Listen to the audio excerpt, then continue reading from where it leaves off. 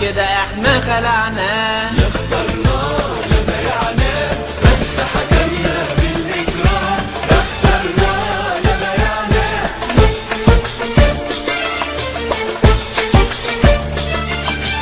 اما عياله باقي رجاله بقوا اغنى من الشعب بحاله.